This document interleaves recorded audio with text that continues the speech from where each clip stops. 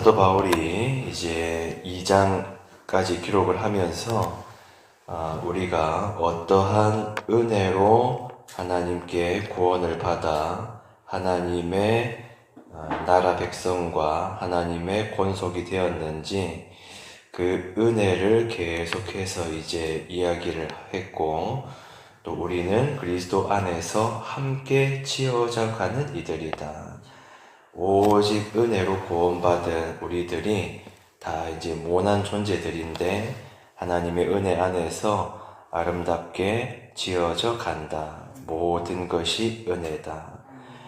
이걸 강조한 다음에 이제 3장으로 넘어와서 이제 말하는 것은 그 은혜를 아는 자의 자기 인식이나 어떤 태도가 무엇인지를 이제 이야기를 하고 있습니다.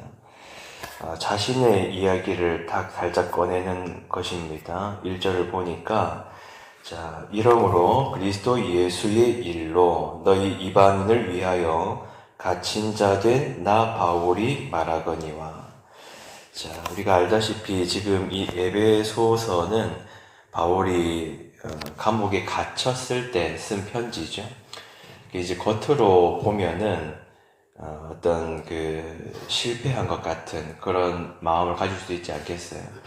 복음을 전하려고 하는 것이고, 또 복음을 효과적으로, 효율적으로 전하려면 아무래도 갇혀 있는 것보다는 자유롭게 다니면서 수많은 사람들을 만나면서 그렇게 복음을 전해야 뭔가 좀 효율적이고 또 그렇게 생각을 할 텐데, 지금 바울은 옥에 갇혀버렸습니다.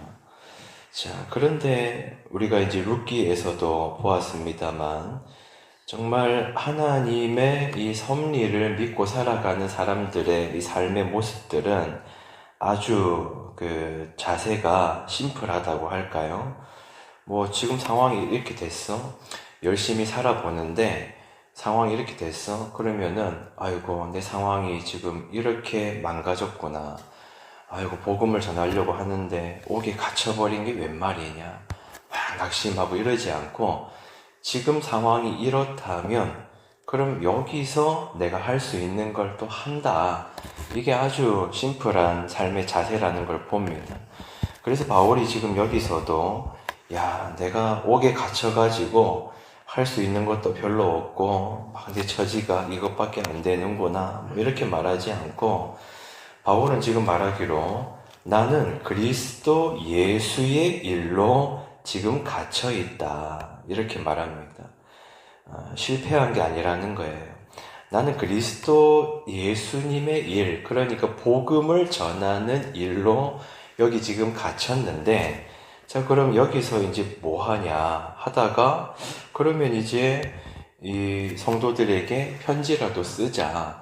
한편으로는 막 이렇게 자유롭게 다니고 여러 사람들을 만나면서 복음을 전할 때는 이렇게 진득하게 앉아가지고 글을 쓸 시간이 없었을 겁니다. 그런데 지금 옥에 갇혔으니까 할 수 있는 게 많지 않아 보여도, 아니 내가 시간이 생겼고 진득하게 글을 쓸 수 있고, 그러니까 옥에 갇혀가지고 이 복음이 무엇인지, 하나님이 우리를 어떻게 부르셨는지 이런 것들을 그러면 에베소 교회에다가 그 이방인들이 많이 모여있는 그곳에다가 편지를 보내가지고 복음이 무엇인지, 하나님의 뜻이 무엇인지 이런 것들을 써보자.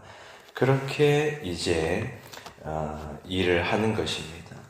그러니까 현실을 부정하는 것도 아니고 고난이 없는 것처럼 막 이렇게 합리화시키면서 막 생각하는 것도 아니고, 내가 처한 형편보다 하나님의 일하심이 크시다.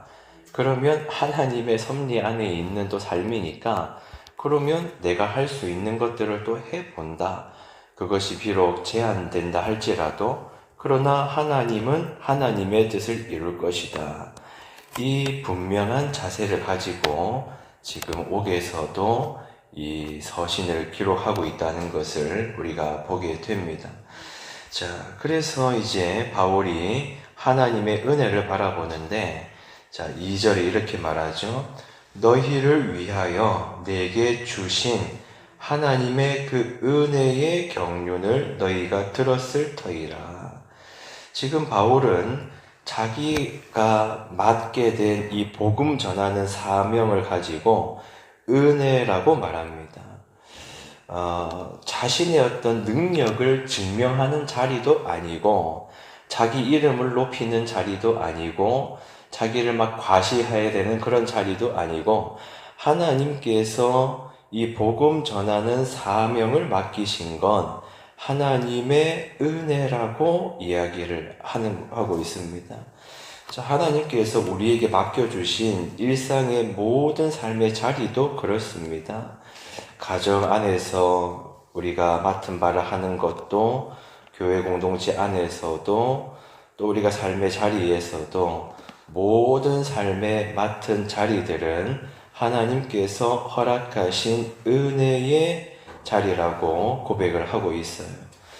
그래서 바울은 지금 이렇게 이방인들에게 복음을 전하는 일들을 가리켜서 하나님의 비밀이 이제 드러나고 있다라고 이야기를 하고 있습니다. 왜냐하면 이전에는 이 이방인들에게는 감춰져 있었던 복음인데, 이제 하나님의 또 때가 되어가지고 또 바울을 이방인의 사도로 부르셔가지고, 이때에는 이제 그 베드로라든지 기존에 예수님께 직접 부름받았던 또 사도들은 한편으로는 편협한 생각을 가지고 있었거든요.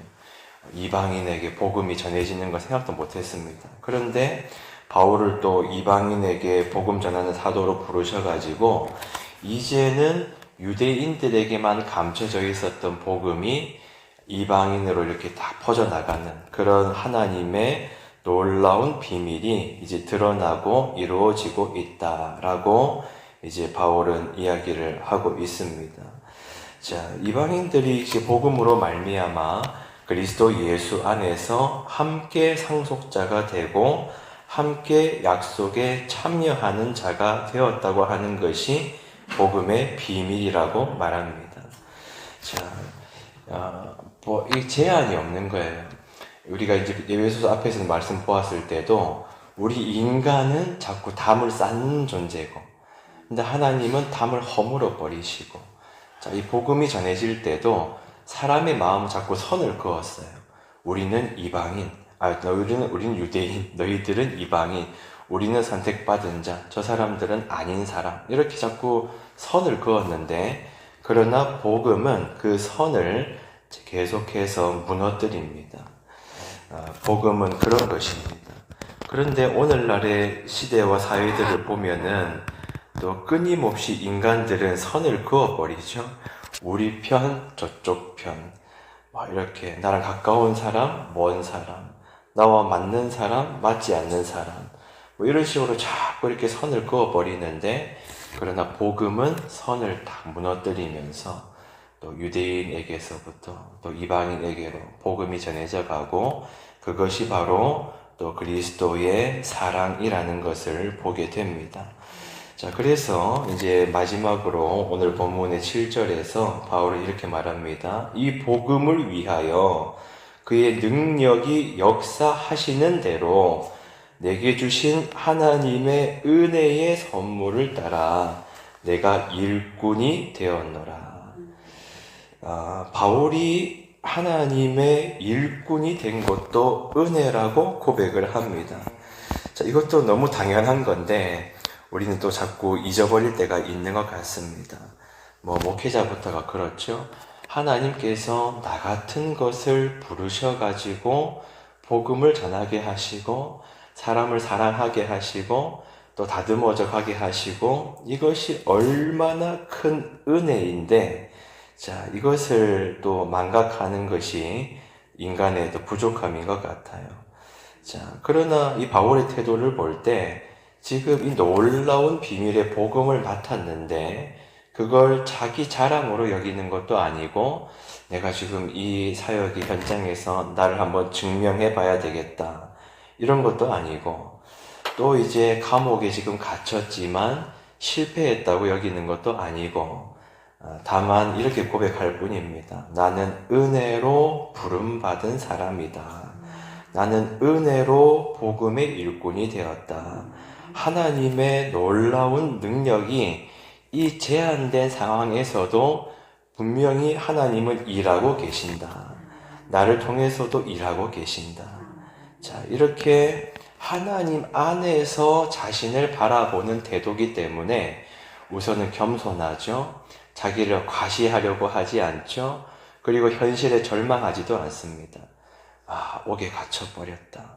어쩔 수 없다. 나 이거밖에 못한다가 아니라 하나님께서 허락하시고 부르신 자리가 이곳이라면 여기서부터 또 제가 할 수 있는 걸 해보겠습니다. 이루시는 분은 하나님이십니다. 하나님이 능력이십니다. 이렇게 살아가는 것이죠. 자, 그래서 오늘 이 본문 말씀들을 또 한마디로 좀 정리를 해보자면, 복음의 은혜 안에 있는 줄을 알고 있는 사람은 내 어떤 형편과 처지보다 하나님을 바라보는 것이고, 그래서 하나님 바라보면서 또 믿음으로 할 수 있는 걸 합니다. 하나님 모든 것이 은혜입니다.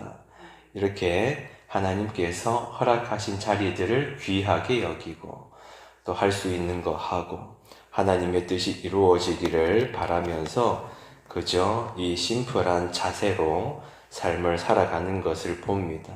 그래서 오늘도 우리가 가정에서도 일터에서도 또 일상의 삶의 자리에서 이렇게 기도합시다. 하나님, 나의 처한 형편만 바라보지 않게 하소서. 제가 받은 복음의 은혜를 기억하게 하소서. 하나님께서 있게 하신 삶의 자리에서 이 복음의 은혜를 맡은 사람답게 살게 하여 주시옵소서. 이런 또 겸손한 마음으로 감사를 잊어버리지 않는 마음으로 또 오늘도 귀하고 복된 하루가 되시기를 축원합니다. 통성으로 주여 한번 외쳐 기도하겠습니다. 주여! 아버지 하나님 감사합니다. 오늘도 주를 바라봅니다. 하나님 역사하여 주시옵소서. 아버지 하나님 주와 함께 동행하게 하여 주시고 아버지 하나님 맡겨주시고 아버지 하나님 역사하여 주셔서 주와 동행하며 살아갈 수 있도록 아버지 하나님 붙들어 주시옵소서. 아버지 감사합니다. 주를 바라봅니다. 아버지 하나님 붙들어 주시옵소서.